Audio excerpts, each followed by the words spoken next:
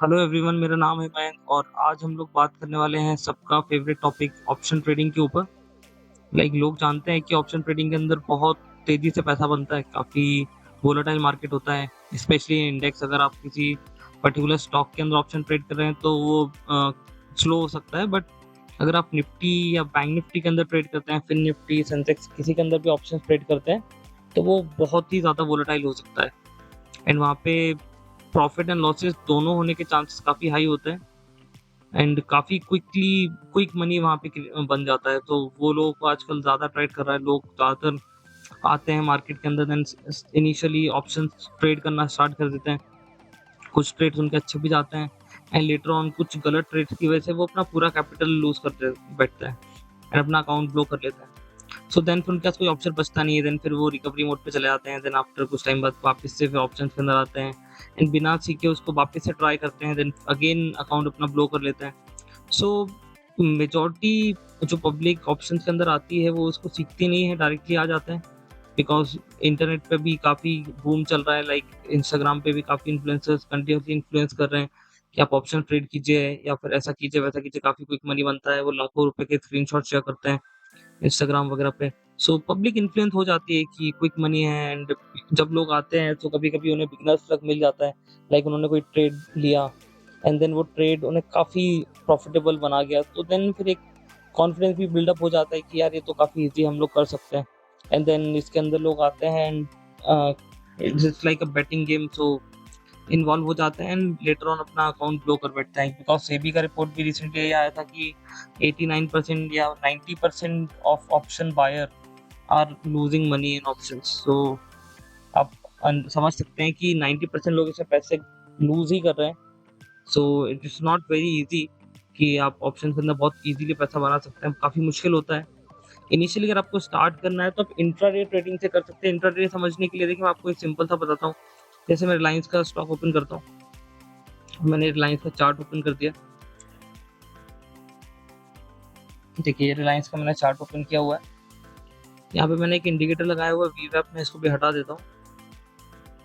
ठीक है, अभी मैंने टाइम फ्रेम 5 मिनट का सेलेक्ट किया हुआ है। सो अगर आप इंट्राडे में ट्रेड कर रहे हैं तो मेजरली आपको ध्यान क्या रखना है, 18 तारीख को आज मान ली मार्केट यहाँ खुला था। सो आप एक डायरेक्शन की तरफ, जैसे आपको लग रहा है या आपने कोई टेक्निकल एनालिसिस किया या फिर आप कोई न्यूज़ के बेस पे ट्रेड करने वाले हैं या फिर आपको लगता है कि यार ये मार्केट आज ऊपर जा सकता है। सो आपने यहाँ कहीं बाय किया 2836 के आसपास, आपने हो सकता है 100 क्वांटिटीज बाय किया एंड देन जब ये मार्केट ऊपर जाके गया 36 से ये 56 के आसपास, हो सकता है आपने बेच दिया। तो ये आपको 20 रुपीज़ का प्रॉफिट हुआ इंडिविजुअल शेयर के ऊपर। तो आपके पास 100 शेयर्स है, तो 100 इंटू 20, तो ये आपका हो गया 2000 रुपीज़। तो आपने 100 शेयर्स में यहाँ से यहाँ तक एक मूव कैप्चर किया एंड 2000 रुपीज़ में बनाए एंड देन आपने ट्रेड एग्जिट किया एंड आपका पर डे का टारगेट हो गया। ये इंटरडे ट्रेडिंग है। अब इंटरडे में देखिए मैं आपको सिंपल सा दिखाता हूँ। जैसे मैं एक ट्रेड बाय करने आता हूँ, मुझे अगर 20 या 100 स्टॉक्स शेयर्स खरीदने हैं, तो मुझे 2,90,000 रुपीज़ चाहिए रिलायंस के अंदर। बट अगर मैं इंट्राडे में आता हूँ तो मुझे यहाँ पे लेवरेज भी मिल जाता है। लेवरेज मुझे 5 टाइम का लेवरेज मिलेगा। सो अभी मुझे 57,000 रुपीज़ ही चाहिए 100 स्टॉक्स के लिए और मुझे प्रॉफिट एंड लॉस वो अगेन जो 2 लाख रुपीज़ का जो अमाउंट था उसके ऊपर ही होने वाला है। सो इंट्राडे में ये एक बेनिफिट हो जाता है, आपको सेम डे मार्जिन मिल जाते हैं। इंट्राडे का मतलब है कि आपको 9:15 से लेके मॉर्निंग में आपको जब क्लोजिंग सेशन होता है 3:15 3:20 तक का ही आपका टाइम होता है इंट्राडे का। उसके बाद ये जो ब्रोकर होता है वो ऑटोमेटिकली स्क्वायर ऑफ कर देता है आपकी पोजीशन। आप प्रॉफिट में हो लॉस में हो, वो कट करके आपको आपका अमाउंट आपके अकाउंट में भेज देगा। तो ऐसे होता ही है। सो इंट्राडे में आप सेम डे ही कर सकते हैं। सो इंट्राडे आप स्टार्ट कीजिए अगर करना चाहते हैं तो। कम क्वांटिटी के साथ ट्राई कीजिए। अगर आपके पास 1 लाख रुपीज़ का कैपिटल है तो आप ट्राई कीजिए कि आप 10,000, 20,000, 30,000 के कैपिटल पे ही ट्राई करें। आप पूरा 1 लाख रुपीज़ मत लगाइए, क्योंकि ट्रेड अगर आपके फ़ेवर में नहीं गया तो लॉसेस काफ़ी बड़े हो जाएँगे, फिर आप उसको कवर नहीं कर पाएँगे। सो ट्राई कीजिए, आप छोटे-छोटे अमाउंट से ट्राई करें, एटलीस्ट कॉन्फिडेंस बिल्डअप करने का ट्राई कीजिए।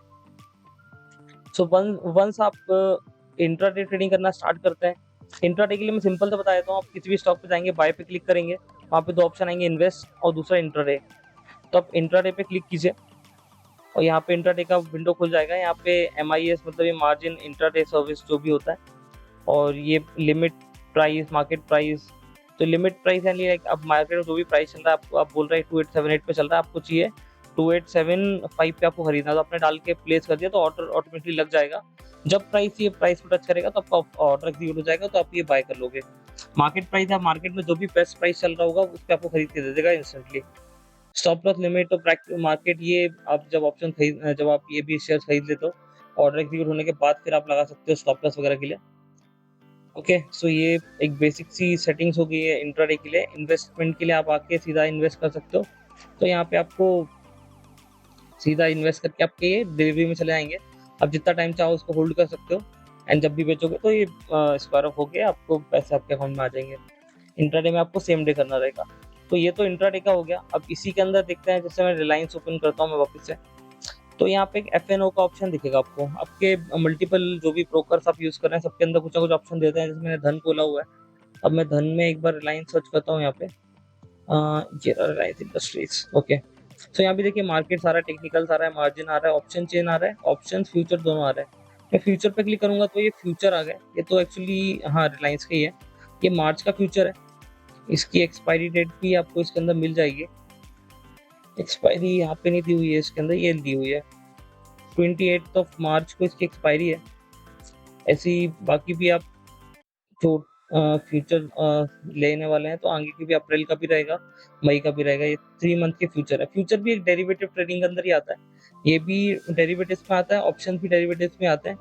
तो बेसिकली ये लोग ये जो डेरिवेटिव जो इंट्रोड्यूस किए गए थे, ये इंट्रोड्यूस किए गए थे हेजिंग के लिए। लाइक अगर कोई इन्वेस्टर ज़्यादा बड़ी पोजीशन क्रिएट करता है किसी स्टॉक के अंदर या फिर किसी पर्टिकुलर कमोडिटी के अंदर, सो उस पोजीशन पे बहुत बड़ा नुकसान ना हो, तो उसके लिए वो फ्यूचर एंड ऑप्शंस के थ्रू उसको हेज करता है, पोजीशन को उसको सेव करता है। लाइक जैसे लोगों ने 1 लाख रुपीस लगाया, तो 1 लाख रुपीस पे अगर कोई छोटा मोटा मूव आता है तो आपको 10-20,000 रुपीज का ही लॉस होगा। बट अगर कोई 1 लाख की जगह किसी ने 1 लाख करोड़ रुपीस इन्वेस्ट कर रखे हैं, या फिर किसी ने 50 करोड़ रुपीस, 1 करोड़ रुपीस, कैसे भी कोई भी मोटा अमाउंट हो सकता है जो इन्वेस्ट किया हो, अगर वो अमाउंट पे अगर मार्केट उनके फेवर में नहीं गया, उनका एनालिसिस गलत हो गया, तो उनको लॉसेस काफी बड़े हो सकते हैं। और वो जो बड़े इन्वेस्टर्स होते हैं, जो स्मार्ट मनी है, वो कभी भी अपने इतने बड़े लॉसेस होने नहीं देगी। तो वो उस लॉसेस को कवर करने के लिए ऑप्शन सेल करते हैं या फिर फ्यूचर्स बाय करते हैं, ऑप्शंस बाय करते हैं। तो वो डिफरेंट डिफरेंट स्ट्रैटेजीज यूज करते हैं अपनी पोजीशन को हेज करने के लिए। तो इसके लिए ऑप्शन एंड फ्यूचर लॉन्च किए गए थे, इसी के लिए इनको इंट्रोड्यूस किया गया था कि पोजीशन सेव की जाए। तो अभी FIDI जो बड़े बड़े इंस्टीट्यूशन थे, इनको तो ये तो अपनी पोजीशन को हेज करके चलते हैं, बट जो मेजोरिटी रिटेल पब्लिक है, वो ऑप्शंस के अंदर अभी ट्रेड करना स्टार्ट कर दिया है उन लोगों ने। वो हेजिंग के लिए यूज नहीं करते, बिकॉज हेजिंग के लिए आपको एक लमसम अमाउंट पे आपको इन्वेस्ट करना पड़ेगा, देन फिर आपको एक अच्छा खासा अमाउंट 22-23% अमाउंट पोजीशन को हेज करने के लिए भी लगाना पड़ेगा।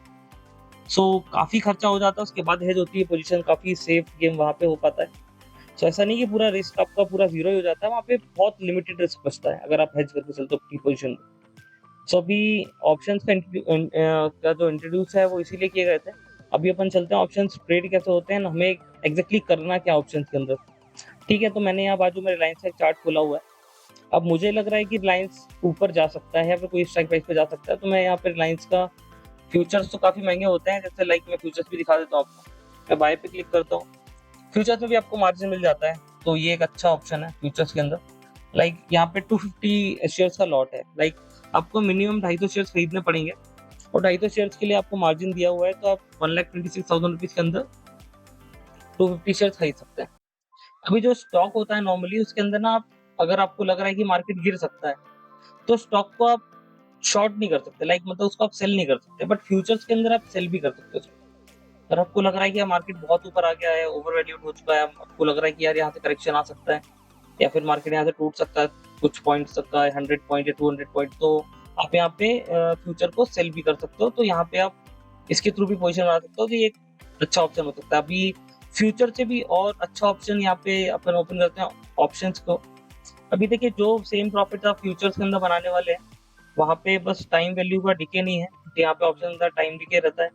तो सेम टू सेम आप प्रॉफिट यहाँ पे एक छोटा सा अमाउंट इन्वेस्ट करके बना सकते हो। लाइक मैंने ये देखा, तो ये मैं ₹12,000 के अंदर भी सेम बेनिफिट जो फ्यूचर्स के अंदर मुझे मिल रहे थे, मैं यहाँ पे भी उठा सकता हूँ। बट यहाँ पे ये है कि ऑप्शंस के अंदर आपको हमेशा फास्ट मोमेंटम ही कैप्चर करना होता है। लाइक अगर मैं इसको देखूँ यहाँ पे, जैसे कि ये दिन था 15 तारीख की बात करते हैं। तो 15 तारीख के दिन मार्केट ओपन हुआ यहाँ के, अपन यहाँ से पकड़ लेते हैं मार्केट कहाँ से कहाँ तक मैक्सिमम चल के गया। मार्केट सिर्फ 33 पॉइंट्स का ही मूवमेंट दिया, मार्केट ने पूरा नीचे तक का ही पकड़ लेता हूँ। सो मैक्सिमम मार्केट ने 36 पॉइंट का मूवमेंट दिया। सो ये जो मार्केट है इसके अंदर ऑप्शन का प्राइस कभी बढ़ता नहीं है, बहुत स्लोली बढ़ता है, एंड इवन टाइम के आपके ऑप्शन की वैल्यू कम ही कर देगा। तो आप बोलेंगे यार कि मेरा डायरेक्शन भी सही था, मैंने पुट खरीदा था, मुझे लग रहा था मार्केट नीचे गिरेगा, मार्केट नीचे आया भी 33 पॉइंट, बट स्टिल आपके ऑप्शन की वैल्यू इंक्रीज नहीं हुई, उल्टी डिक्रीज हो गई। सो आपके अंदर वही डाउट होगा कि यार ये मेरी वैल्यू डिक्रीज कैसे होगी। जैसे मैं अभी आपको ये ऑप्शन उठा लेता हूँ फ्यूचर्स का, इसका भी मैं चार्ट खोल लेता हूँ, इसको भी हम 15 तारीख के लिए देख लेते हैं, तो आपको एक बेहतर आइडिया मिल जाएगा। लाइक ये है 15 तारीख, अभी मैं 15 तारीख का इसको मैं चेक कर लेता हूँ। 15 तारीख को ये यहाँ से यहाँ तक की गया, ठीक है।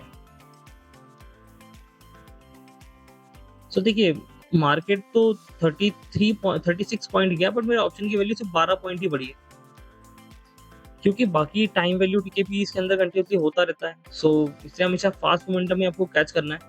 जैसे आप देखिए यहाँ पे मार्केट सुबह खुला, गैप अप खुला थोड़ा सा, देन वापस नीचे आया, देन फिर ऊपर गया, देन वापस नीचे आया, एंड यहाँ कहीं आप एंट्री कर सकते थे, तो ये आपको अच्छी रैली मिली यहाँ पे। तो यहाँ पे ऑप्शन तेजी से बढ़ता है, तो यहाँ पे टाइम वैल्यू कम होता है, बिकॉज मार्केट कंटिन्यूसली मूव कर रहा है, तो आपको प्रॉफिट्स मिल जाते हैं। तो यहाँ से यहाँ कहीं आप प्रॉफिट बुक करके बाहर हो सकते हो, तो ये आप ऑप्शन के अंदर कर सकते हो। ऑप्शन एग्जीक्यूट कैसे करना है वो भी एक डाउट है लोगों के लिए, कि लोगों को नॉलेज नहीं है इसके बारे में बहुत ज़्यादा। तो ओपन करते हैं, मैंने निफ्टी का ये ओपन किया, तो ये ऑप्शन चेन ओपन हो गई है। एनएससी जैसी नहीं है, यहाँ पे सब कुछ डेटा नहीं दिया है, यहाँ पे सिर्फ प्रीमियम्स दिए, स्ट्राइक किस स्ट्राइक प्राइस में कितना प्राइस चल रहा है, और कॉल और पुट, ये वाला साइड पुट है, ये वाला साइड कॉल है, ये लिखा है कॉल एलटीपी। ओके, अगर ये मैं निफ्टी ओपन कर देता हूँ,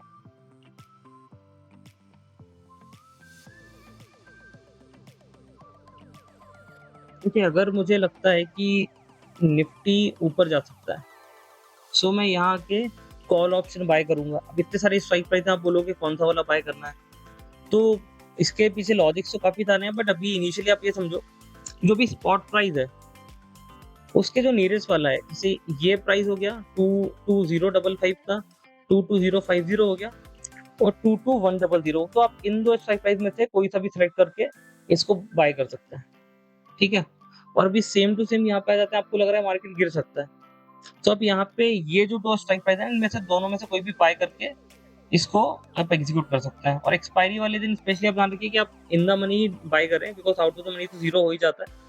सो ये वाले साइड पे जो ऊपर है कॉल्स में ये, एंड पुट्स में ये वाली साइड में, आपको एक बार हाईलाइट करके दिखा देता हूँ, तो आपको बेहतर समझ में आएगा। ये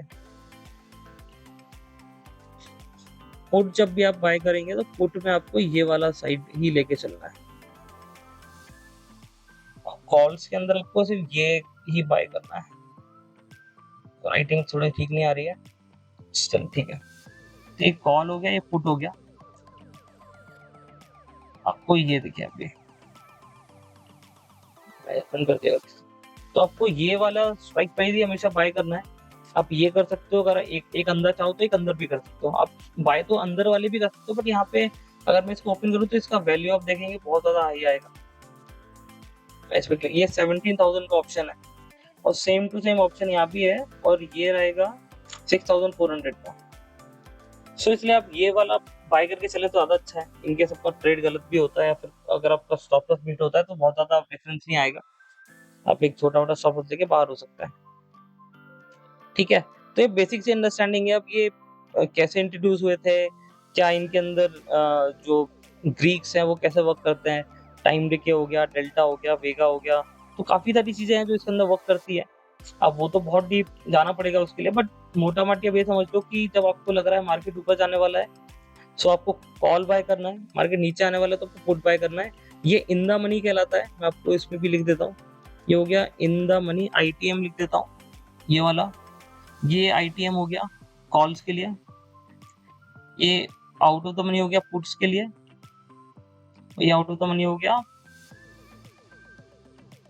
कॉल के लिए, और ये जो स्ट्राइक प्राइस है इसको अपन एट द मनी बोलते हैं, दोनों साइड के लिए एट द मनी हो गया ये। तो अब बेसिकली देखो इतना समझो खाली आप कि जो आउट ऑफ द मनी है ये मतलब ये स्ट्राइक प्राइस से जो बहुत ज्यादा ऊपर साइज दिख रहा है पुट में, ये सब आउट ऑफ द मनी है। इसका मतलब ये है कि 21 मार्च की एक्सपायरी, अगर एक्सपायरी तक ये प्राइस ये यहाँ तक नहीं पहुंचा या फिर यहाँ तक नहीं पहुंचा, तो ये जो आउट ऑफ द मनी इस साइड वाला और इस साइड वाला ये सब जीरो हो जाने वाला है। अगर आपने यहाँ पे 10 लाख रुपए भी लगाए तो 10 के 10 लाख जीरो हो जाएंगे, क्योंकि ये सस्ता है तो लोग यहाँ पे खरीद लेते हैं एकदम ऑप्टिमिस्टिक होके। इसका देखिए मैं मतलब बताया तो आपको एक कैसा होने वाला है। अगर मैं ये स्ट्राइक प्राइस बोलूँ कि अब मैं थोड़ा नीचे आ जाता हूँ, ये 22,500, ये 8 रुपए का ऑप्शन मिल रहा है मुझे। तो मैं यहाँ पे आया, मैंने सोचा कि यार ये तो बहुत सस्ता मिल रहा है 8 रुपए का, सो मैं इसके ना कुछ 100 लॉट्स खरीद लेता हूँ। अब 100 लॉट्स के लिए मुझे सिर्फ 40,000 रुपए चाहिए, और मेरे पास नंबर ऑफ शेयर्स कितने आ गए, 5,000 शेयर्स आ गए मेरे पास। अगर ये 1 रुपए बढ़ गया तो मेरे सीधे 5,000 रुपए बनने वाले हैं। तो मैंने ये एक्सपेक्टेशन थे इसके अंदर ये बाय किया।